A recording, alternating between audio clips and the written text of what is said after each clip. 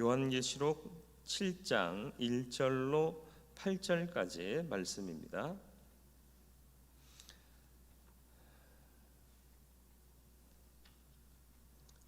요한계시록 7장 1절로 8절까지의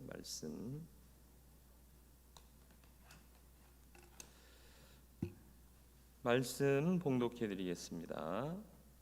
이일 후에 내가 네 천사가 땅 네 모퉁이에 선 것을 보니 땅의 사방에 바람을 붙잡아 바람으로 하여금 땅에나 바다에나 각종 나무에 불지 못하게 하더라.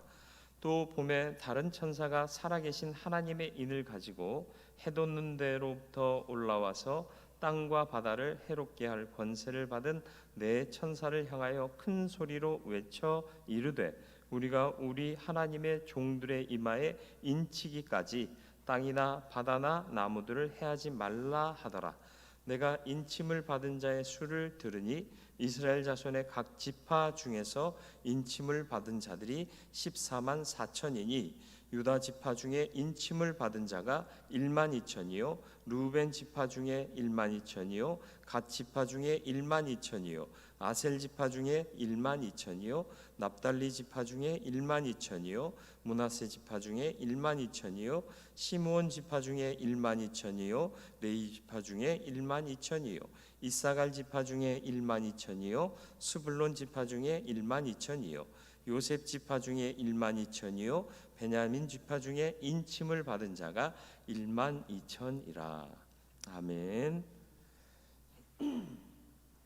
오늘도 주의 말씀 앞에서 싸우니 말씀을 통하여 하나님의 뜻을 알게 하시고 또 알고 들은 대로 순종하고 또 선행에 힘쓰므로 주의 영광을 나타내며 살아가기에 부족함 없는 성도 되게 하여 주옵시고 성령께서 이 시간 지혜의 영으로 역사하여 주사 들은 말씀 마음에 새기게 하시고 새겨진 말씀대로 살아가는 승리하는 그리스도인 되게 하여 주옵소서.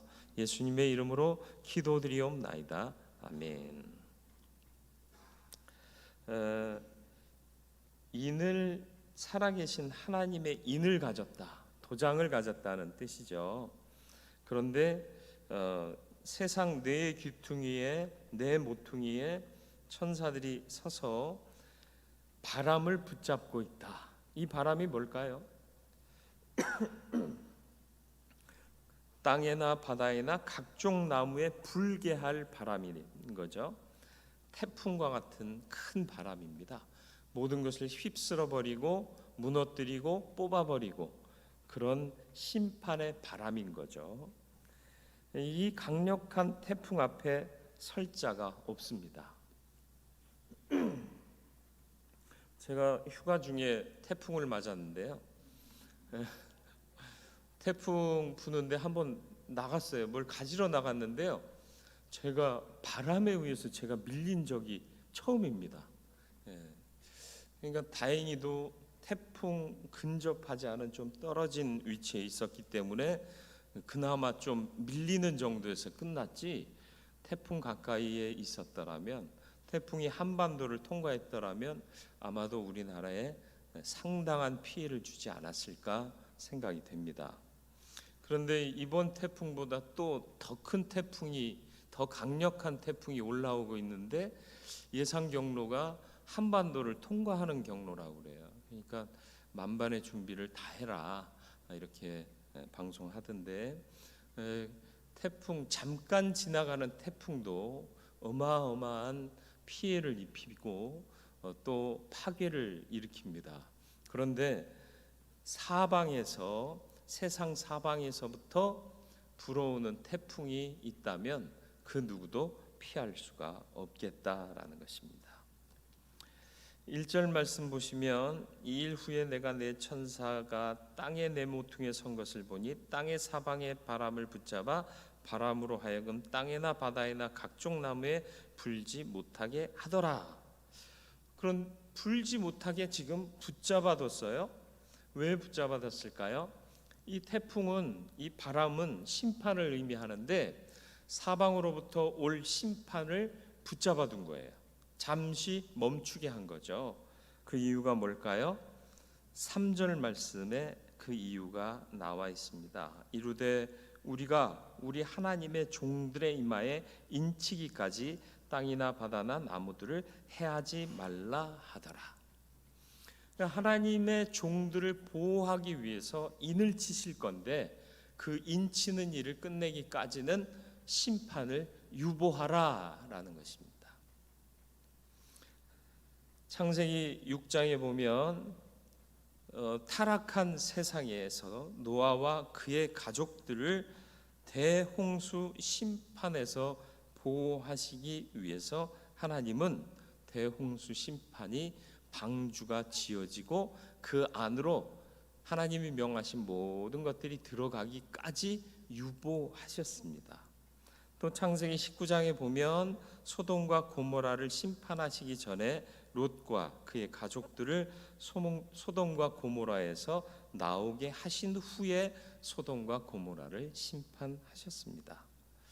출애굽기 12장에 보면 하나님이 애굽을 치시기 전 하나님 백성인 이스라엘 백성들을 보호하시기 위해서 어린 양의 피를 문설주에 미리 바르도록 하셨고, 죽음의 그 재앙이 닥쳤을 때 문지방에 피를 바른 자들은 다 피할 수 있게 하셨습니다. 인을 친다는 것은 도장을 찍는다는 말입니다.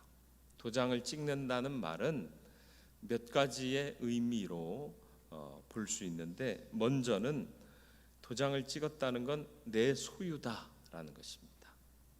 목장에서도요, 그 서부 영화에 보면 그 자기 소유의 말이나 가축들에게 도장을 찍어요. 지워지지 않을 도장을. 내 거다, 그런 뜻입니다. 소유는 무엇을 의미할까요? 소유는 속박의 개념이 아니라 귀히 여긴다는 의미가 담겨져 있습니다. 하나님께서 그 종들을 인치셔서 소유하신 것을 나타낸다는 의미는 뭐냐? 이들은 내게 귀중한 존재들이라 라는 것입니다. 이사야 43장 1절에 보면 야곱아 너를 창조하신 여호와께서 이제 말씀하시느니라, 이스라엘아 너를 조성하신 자가 이제 말씀하시느니라, 너는 두려워 말라, 내가 너를 지명하여 불렀나니 너는 내 것이라 선포하셨습니다. 하나님께서 왜 불러 지명하셨을까요? 하나님의 소유된 자들을 불러 지명하셨다라고 했는데 왜 그러셨을까요? 사람도 자신의 소유를 아낍니다. 여러분 길 가다가 더러운 차가 있으면 어떻게 하세요? 두 팔을 걷어 붙이고 물 떠다가 세차해 주시나요? 아유, 차를 왜 이렇게 지저분하게 타? 그러면서 세차해 주시나요? 아니에요. 혀만 차면서 지나가요. 세차 좀 하지. 그런데 내 차가 더러워져 있다면 어떻게 하세요? 세차장을 가든 내가 팔을 걷어붙이든 해서 닦고 깨끗하게 합니다. 왜요? 내 소유니까. 왜? 깨끗하면 좋잖아요. 그렇게 만드는 거예요. 소유는 그래서 내가 그걸 귀하게 여기고 소중하게 여긴다는 의미를 담고 있습니다. 그래서 이사야 43장 3절로 4절 말씀에 이렇게 기록합니다. 대전하는 여호와 내 하나님이요 이스라엘의 거룩한 이요 내 구원자임이라, 내가 애굽을 너의 속량물로 구스와 스바를 너를 대신하여 주었노라. 내가 내 눈에 보배롭고 존귀하며 내가 너를 사랑하였은즉 내가 내 대신 사람들을 내어주며 백성들이 내 생명을 대신하리니. 하나님이 소유로 정하신 자들은 하나님 보시기에 어떻다? 보배롭고 존귀하다.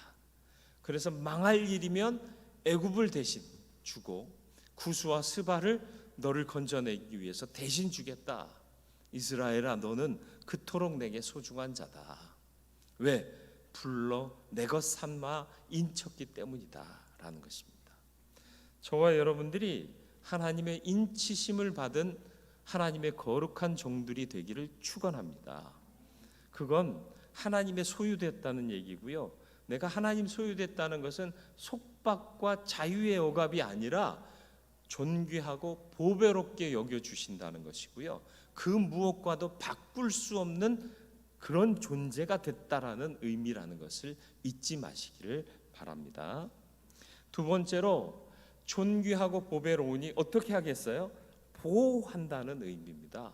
인을 쳤다는 것은 보호하시겠다라는 것입니다. 시편 91편 1절로 4절 말씀을 보시죠. 지존자의 은밀한 곳에 거주하며 전능자의 그늘 아래 사는 자여, 나는 여호와를 향하여 말하기를 그는 나의 피난처요 나의 요새요 내가 의뢰하는 하나님이라 하리니, 이는 그가 너를 새 사냥꾼의 올무에서와 심한 전염병에서 건지실 것임이로다. 그가 너를 그의 깃으로 덮으시리니 내가 그의 날개 아래 피하리로다. 그의 진실함은 방패와 손방패가 되시나니. 하나님이 부르시고 택한 자들을 어떻게 하시겠다고요? 지키신다는 거예요. 피난처가 되시고 요새가 되시고 방패가 되셔서 그 어떤 것으로부터도 보호하신다라는 것입니다. 물론 착각하지 마세요. 하나님이 코로나19로부터 믿는 자들을 보호하신다, 그런 개념이 아니에요. 우리가 죽을 위기로부터 하나님이 보호하신다는 거예요. 코로나로 죽기도 하는데요. 육신의 죽음이 아닌 우리의 본질의 생명을 얘기하는 거예요. 육신은 죽을 수 있어요. 그래서 육신을 죽이는 자를 두려워할 게 아니다라고 말씀하시지 않습니까? 몸과 영혼을 능히 지옥에 멸하실 자를 두려워해라. 하나님을 경외하는 이유가 뭐예요? 우리의 영원한 생명도 처결하실 수 있는 분이시기 때문에 그렇습니다. 하나님이 우리의 본질적인 생명을 보호하시는 요새요 방패요 또 피난처이심을 잊지 않으시기를 축원합니다. 그리고 그 믿음으로 확신하고 거하는 자에게는 치유와 회복의 은총도 더하여 주실 줄로 믿고 기도하는 저와 여러분들 되기를 축원합니다. 그래서 우리는 믿음 때문에 코로나에 안 걸릴 거다 마스크 안 쓰는 게 아니라 방역 수칙을 지키면서 하나님께서 이 괴로운 상황 속에서 우리를 다시금 온전히 회복하실 것을 믿으며 기도하는 자가 되어야 한다라는 것입니다. 그리고 혹여 질병으로나 뜻하지 않은 불의의 사고로나 우리의 육신의 생명은 잃을 수 있다 할지라도 영원한 생명, 하나님 나라로 돌아가는 그 구원의 생명은 하나님께서 언제라도 보호하시겠다라는 것을 잊지 않고 믿음으로 그 보호하심 아래 있음을 확신하며 담대한 믿음으로 살아가는 저와 여러분들 되기를 주님의 이름으로 축원을 드립니다. 인치셨다는 것은 구별하셨다라는 것입니다. 인쳐져 있으면요, 무리 중에 섞여 있어도요 보고 구별해낼 수 있어요. 내 소유의 가축이 옆 농장으로 가도요 인친 거 확인하면 내 거라는 걸 알 수 있어요. 구별했다라는 거죠. 그리고 인친 구별한 것들을 모아두지 않습니까? 교회를 헬라어로 에클레시아라고 합니다. 뜻이 뭐냐? 밖으로 불러 모았다라는 뜻입니다. 밖으로 불러 모았대요. 안은 어디였을까요? 세상 룰이 지배하는 권모술수가 난무하고 이기주의가 난무하고 또 경쟁의식이 난무하고 또 여러 가지 죄악들이 난무한 그 세상에서부터 밖으로 불러 모으신 거예요. 그게 에클레시아인 거죠. 그런데 그 밖이 경계선 밖에 뚝 떨어진 그 밖이 아니라 하나님이 정하신 곳, 그곳으로 불러내셨다라는 겁니다. 그게 교회인 거예요. 그래서 세상 속에 있지만 교회는 하나님의 영역인 거죠. 세상으로부터 구별되었습니다. 우리는 세상 가운데 있어도 구별되어야 할 존재들임을 망각하지 않았으면 좋겠습니다. 어떻게 구별될까요? 하나님의 인치심이 우리의 구별점이 되는 거라고 말씀드렸잖아요. 앞서 살펴봤던 두 가지가 뭐예요? 인치셨다는 게 뭐라고요? 하나님의 소유란 뜻이에요. 난 정말 하나님의 소유로 살고 있는가? 하나님의 뜻하신 대로 살아가고 있는가? 나를 보배롭고 존귀하게 여겨주신 그 은혜와 사랑에 감격해서 하나님 뜻대로 할게요. 사랑하는 사람에게는 잘 해주고 싶지 않아요? 당신 오늘 뭐 먹고 싶어? 묻잖아요. 뭐 할 건데 당신 먹을 거야? 이런 거 묻잖아요. 하나님을 사랑한다면 그렇게 해야 되는 거예요. 하나님, 오늘 제가 뭐 하면 좋겠어요? 하나님, 내가 이런 상황 가운데 뭐 하길 원하세요? 그렇게 살아가는 거예요. 많은 사람들이 착각해요. 지금까지 살아오면서 신앙적인 것이나 세상적인 것이나 배운 것이 내 안에서 작동하는데 그게 하나님의 뜻이라고 착각해요. 아니에요. 매 순간 하나님의 인도하심을 구하지 않으면 하나님의 뜻을 알 수가 없어요. 그래서 선뜻 일하는 자가 되면 안 돼요. 빠르게 달려가는 자가 아니라 바르게 걷는 자가 신앙인이어야 한다. 이 바름의 가치는 하나님께 있다. 구별된 존재로 사는 것이 바로 이와 같은 삶임을 잊지 마시길 바라요. 에베소서 4장 1절로 6절 말씀입니다. 그러므로 주 안에서 갇힌 내가 너희를 권하노니 너희가 부르심을 받은 일에 합당하게 행하여 모든 겸손과 온유로 하고 오래 참음으로 사랑 가운데서 서로 용납하고 평안에 매는 줄로 성령이 하나 되게 하신 것을 힘써 지키라. 몸이 하나요 성령도 한 분이시니 이와 같이 너희가 부르심의 한 소망 안에서 부르심을 받았느니라. 주도 한 분이시요 믿음도 하나요 세례도 하나요 하나님도 한 분이시니 곧 만유의 아버지시라. 만유 위에 계시고 만유를 통일하시고 만유 가운데 계시도다. 부르심에 합당하게 행하는 삶을 사시길 바라요. 그게 뭘까요?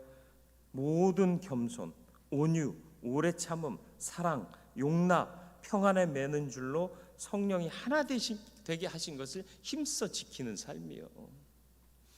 코로나19 때문에 교회들이 각각의 의견을 가지고 분열되는 모습을 우리는 보고 있습니다. 이런 상황에서 왜 현장 예배하느냐고 소리치고 또 왜 우리의 생명과 같은 예배를 회방하려고 하느냐, 종교 탄압이다 그러면서 그것에 왜 너희는 일어나지 않고 침묵하느냐 하고 밖을 향해 볼멘 소리를 낼 뿐만 아니라 내부적으로도 서로를 갈등하고 있다라는 거죠. 옳지 않습니다. 이 모든 결정이 겸손과 온유로 한 건가요? 오래 참음의 가치가 깃들여 있나요? 사랑이 담겨져 있습니까? 용납하고 하나 되게 하신 것을 힘써 지키기 위해서 고민하고 기도하고 간절히 매달려서 결정한 건가요? 욱 하는 것 때문에 결정하지 않으셨을까요? 아니면 학습된 것이 성령의 감동이라고 착각해서 결정한 것 아닐까요? 두렵고 떨리는 마음으로 점검해야 돼요. 빠르게 결정하지 마세요. 바르게 결정하고 사세요. 바르다는 것은요, 빠른 것과는 가치가 다릅니다. 세상은 1등을 인정하지만 하나님은 바르게 온전히 걷는 자를 인정하시는 하나님이신 것을 잊지 마세요. 그렇게 살아가는 그 한 사람을 선택하세요. 다윗이 몇 번째 아들이요? 기억 안 나도 괜찮아요. 막둥이요. 그를 사용하셨어요. 요셉은요? 요셉은 몇 번째 아들? 또 계산하려니 복잡해요. 걱정하지 마세요. 밑에서 두 번째예요. 순서로 따지면 장자가 최우선, 그 다음 장자가 없으면 차자예요. 순서가 그렇게 정해져 있어요. 1등을 하나님이 사용하셨습니까? 아니라니까요. 하나님은 바르게 선자를 사용하시는 거예요. 근데 우리는 1등 논리에 너무 젖어 있어요. 코로나 때문에 모든 행사가 다 중지돼 있지만 찬양 경연 대회, 암송 대회, 사생 대회 하면 1등, 그런 거 안 정했으면 좋겠어요. 빠르게 잘하는 것보다 바르게 온전하게 하는 것이 맞습니다. 그게 구별된 자의 가치인 것입니다. 구별됐다는 것, 세상에서 보면 바로 보여야 된다는 것인데 어떻게 바로 보이느냐? 머리에 띠매고 외쳐서 구별되는 게 아니라 그냥 살아가는데도 구별이 되는 거예요. 참 온유하다, 겸손하다, 어쩌면 저렇게 평화의 사람이 될 수 있을까? 세상이 그것 때문에 두려워해야 돼요. 우리는 이 생사의 문제 때문에 두려워 떨고 있는데 그런 가운데서도 저들은 온유함을 잃지 않고 용납하고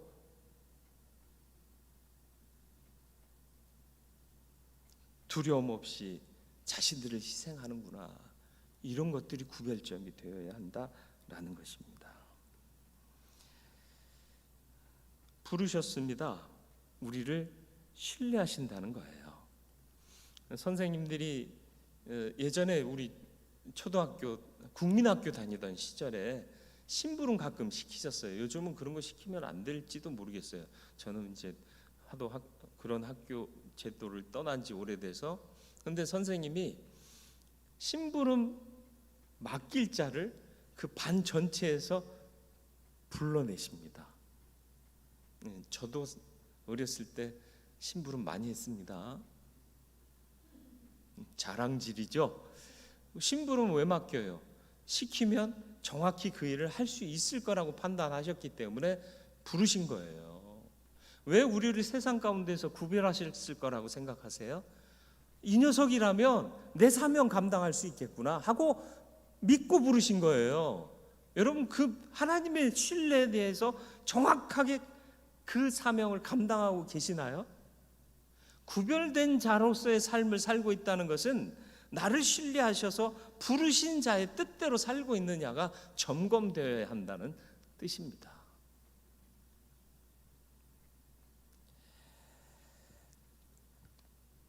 값 있는 삶을 사시길 바라요. 바르게 사는 삶을 사시길 바랍니다. 사명을 온전히 감당하는 삶을 사시길 바라요. 그게 구별된 자의 삶입니다. 마지막으로 인치셨다라는 건 뭐죠? 보증하시는 진짜라는 의미예요.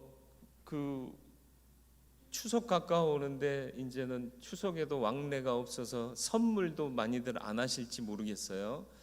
이런 어려운 상황 가운데서 여러분 선물 많이 하세요. 직접 못 가면 택배로라도 보내세요. 그래야 경제가 유지됩니다. 돌아가요.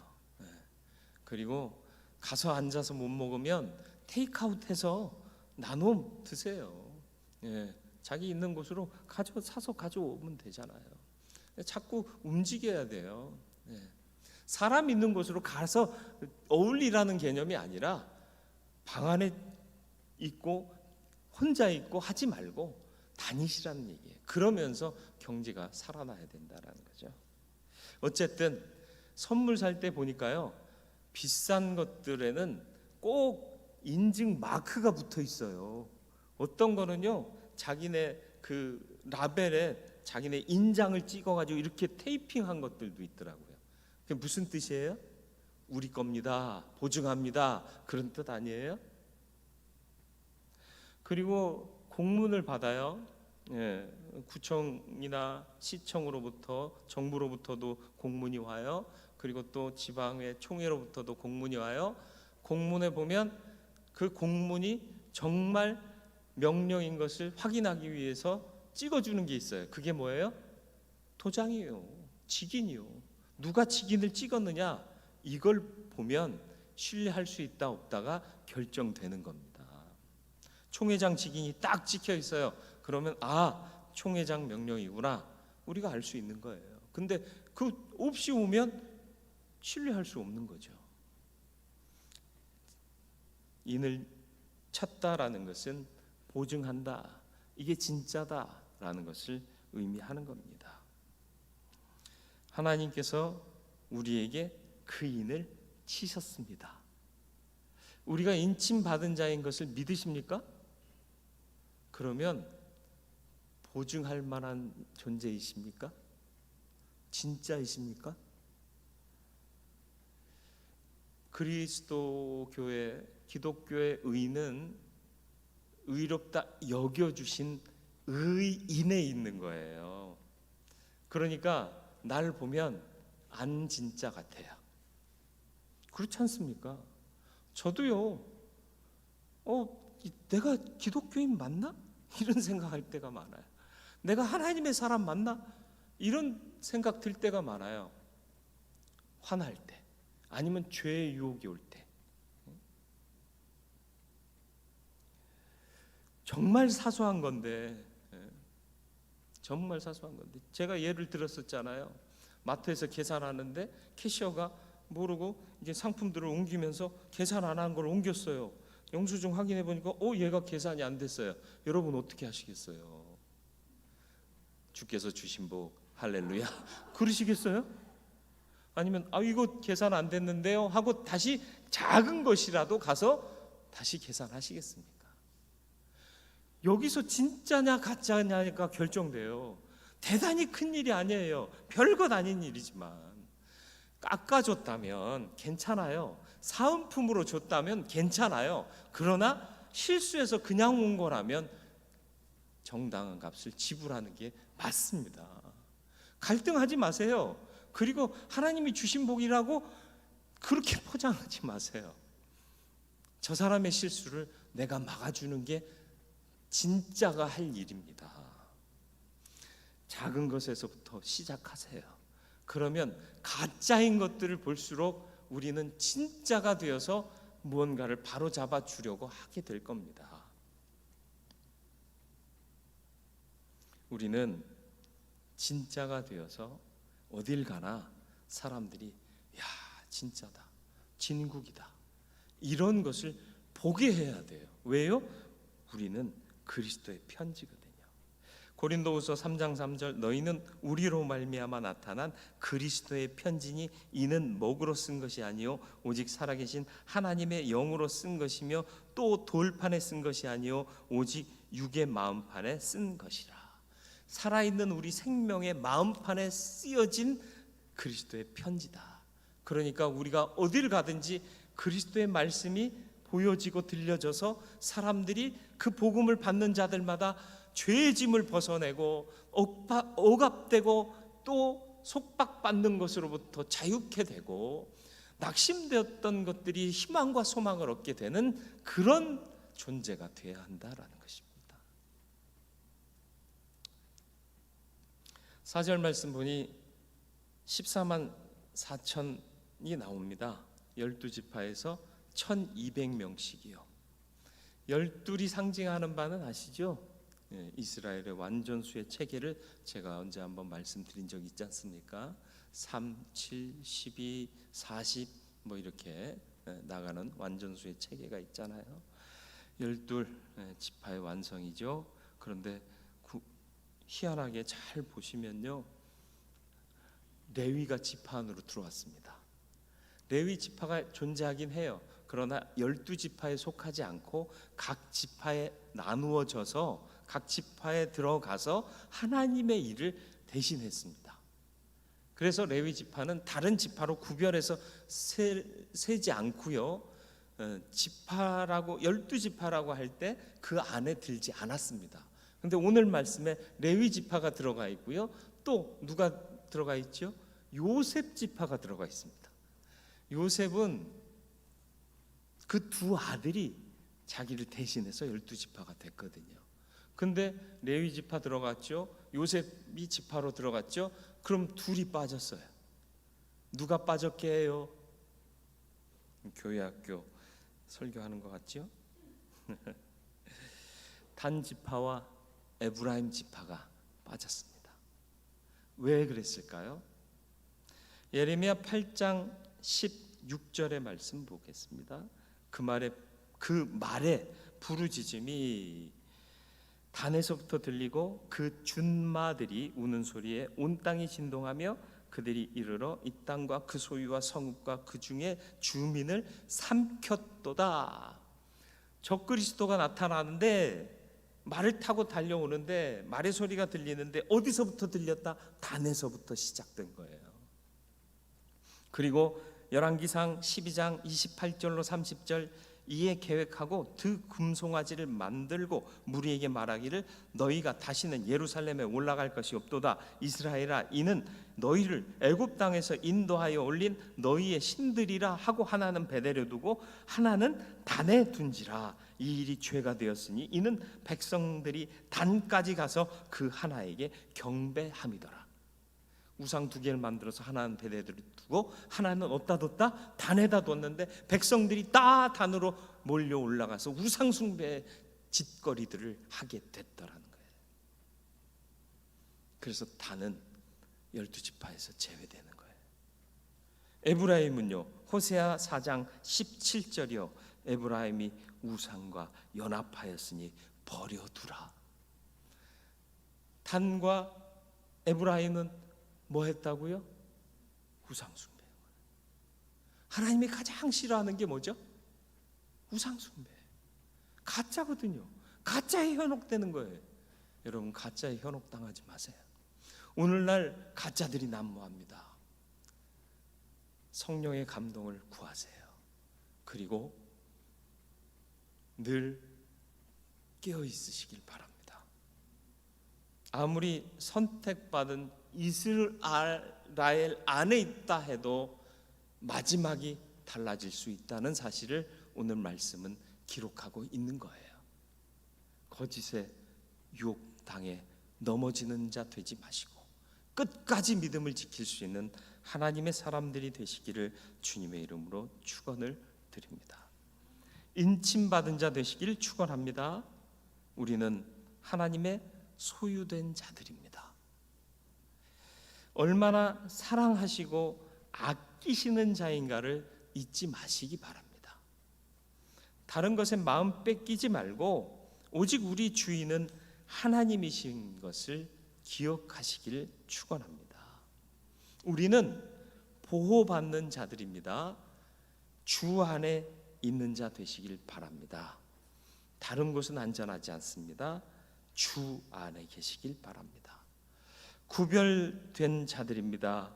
세상과 구별된 삶을 사는 거룩한 백성 되시기를 주님의 이름으로 축원을 드립니다.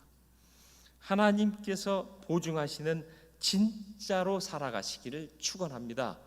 가짜에게 현혹당하거나 그것에 물들면 버림받게 됩니다. 에브라임과 단과 같이 되지 말고 하나님 편에 서 있는, 끝까지 하나님 편에 서 있는 승리하는 그리스도인, 온전한 믿음을 지키는 진짜 그리스도인 되시기를 축원합니다. 거룩하고 자비로우신 아버지 하나님, 하나님의 은혜와 사랑이 우리 안에 있습니다. 우리를 인치셨습니다. 인침받은 자답게 살기를 소원합니다. 하나님 소유인 것을 잊지 말게 하여 주옵소서. 소유는 억압이나 또 구속이 아니라 보호하심이요 또 아끼고 사랑하심의 표현이라는 것을 말씀을 통해 깨달았사오니 주님께 모든 것 드리고 다른 것에 마음 빼앗기지 않게 하여 주옵소서. 보호받는 자들임을 잊지 말게 하여 주옵소서. 우리의 다른 것은 다 빼앗을 수 있다 할지라도 우리의 믿음과 영생은 빼앗기지 않을 것입니다. 그리고 주 안에 있는 우리 되기를 소원합니다. 그곳이 가장 안전하기 때문입니다. 구별된 자답게 살기를 원합니다. 세상 가운데 서 있을지라도 구별된 거룩한 백성으로 살아갈 수 있도록 성령 하나님 우리에게 힘과 능을 더하여 주옵소서. 하나님께서 보증하시는 진짜로 살기를 원합니다. 나는 진짜인가? 진짜로 살고 있는가? 돌아보게 하시고 우리를 통해 하나님의 영광 나타나게 하여 주옵소서. 가짜 때문에 무너지는 어리석은 자 되지 말게 하시고 끝까지 하나님 편에 서 있는 하나님의 사람들 다 되게 하여 주옵소서. 예수님의 이름으로 기도드리옵나이다. 아멘.